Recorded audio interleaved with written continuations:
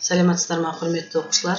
Мен Тобыл қаласының Нұржан Ашабаев атындағы мектеп гимназиясының математика пәнінің мұғалімі Алимова Ақгүл Идрисовна, геометрия 8-ші сынып.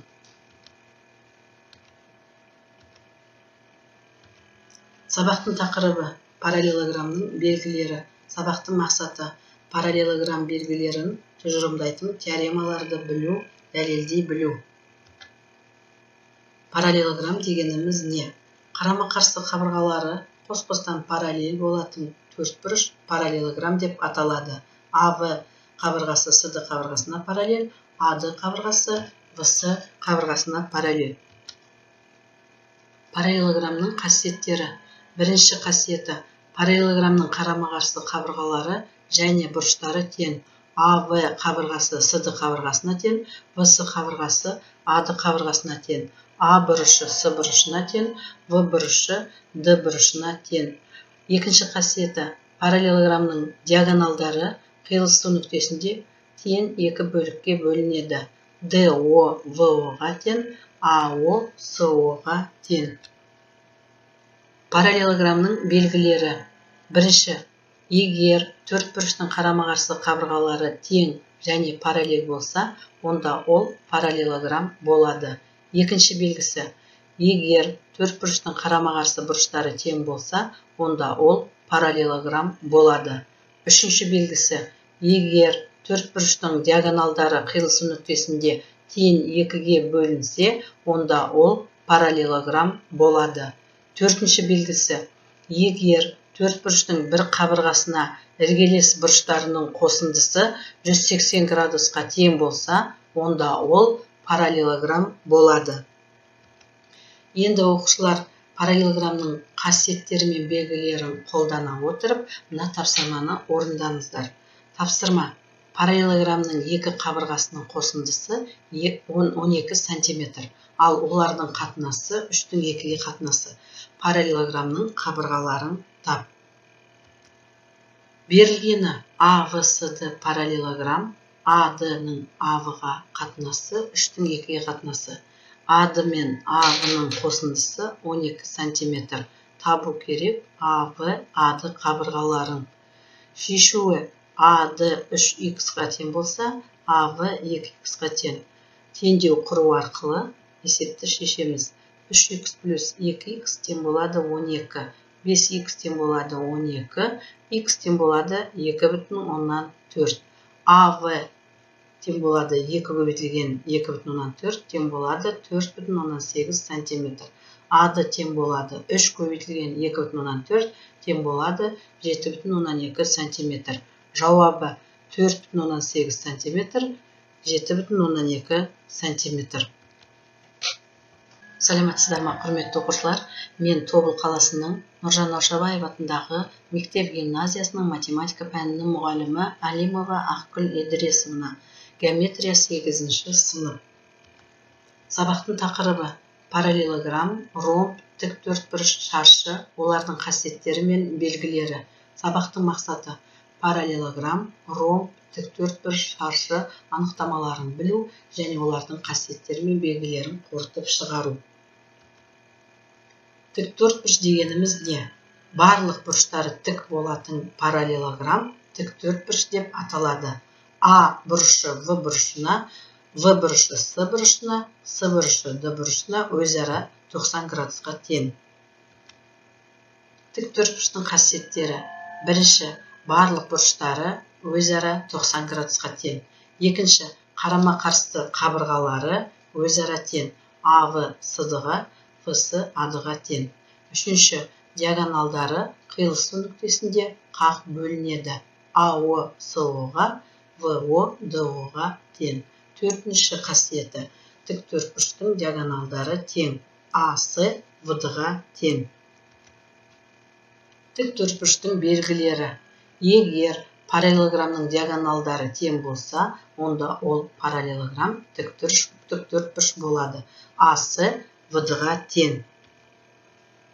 Тік төртбұрыштың қасиеттерін қолдана отырып, балалар, біз мына тапсырманы орындайық. Тапсырма.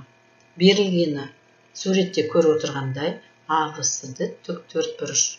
САВ бұрышы 36 градусқа тең. АВ кіші АД-дан. Табу керек АОВ бұрышын. Шешуі. АОВ бұрышы тең бүйірлі үшбұрыш. ОАД бұрышы ОДА бұрышына тең, ол 36 градусқа тең. АОВ бұрышы АОД үшбұрышының сыртқы бұрышы. Бұдан АОВ бұрышы тең болады 2 көбейтілген 36 градус тең болады 72 градусқа. Жауабы 72 градус. Ромб дегеніміз не? Барлық қабырғалары тең параллелограмм ромб деп аталады. Суреттен көріп отырғандай, АВ ВС қабырғасына, ВС СД қабырғасына, СД АД қабырғасына тең. Ромбтың қасиеттері. Бірінші, барлық қабырғалары тең. Суреттен көріп отырғандай, АВ ВС-ға, ВС СД-ға, СД АД-ға тең. Екінші, қарама-қарсы бұрыштары тең. А бұрышы С бұрышына тең болса, В бұрышы Д бұрышына тең. Үшінші қасиеті, диагоналдары қиылысу нүктесінде қақ бөлінеді. АО СО-ға, ВО ДО-ға тең. Төртінші қасиеті, ромбының диагоналдары өзара перпендикуляр, және олар бұрыштардың биссектрисасы болады. АС ВД-ға перпендикуляр, АВО бұрышы СВО бұрышына тең. Шаршының анықтамасы. Барлық қабырғалары тең тік төртбұрыш шаршы деп аталады. Суреттен көріп отырғандай, АВ қабырғасы ВС қабырғасына, ВС СД қабырғасына, СД ДА қабырғасына тең. Шаршының қасиеттері.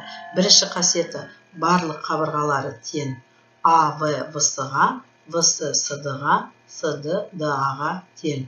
Екінші қасиеті, барлық бұрыштары тең. А бұрышы В бұрышына, В бұрышы С бұрышына, С бұрышы Д бұрышына өзара 90 градусқа тең. Үшінші қасиеті, диагоналдары қиылысу нүктесінде қақ бөлінеді. АО СО-ға тең болса, ВО ДО-ға тең. Төртінші қасиеті, диагоналдары тең. АС ВД-ға тең. Бесінші қасиеті, диагоналдары өзара перпендикуляр, және бұрыштарын қақ бөледі. АС ВД-ға перпендикуляр, АВО бұрышы СВО бұрышына тең. Енді оқушылар шаршының анықтамасының қасиеттерін қолдана отырып, суреттен көріп отырғандай, мына тапсырманы орындаймыз. Берілгені АВСД ромбы АС ВД-ға тең. Бізге дәлелдеу керек АВСД шаршы екендігін.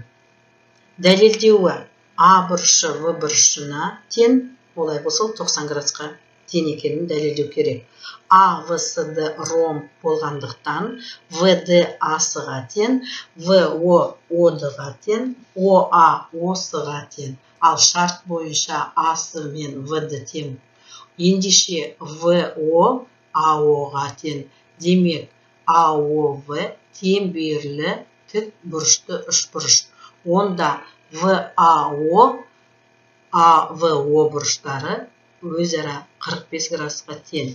Ал ВАД бұрышы тең болады 2 ВАО бұрышы тең болады 90 градус. Ал АВС бұрышы тең болады 2 АВО бұрышы, ол тең болады 90 градусқа. Дәлелденді.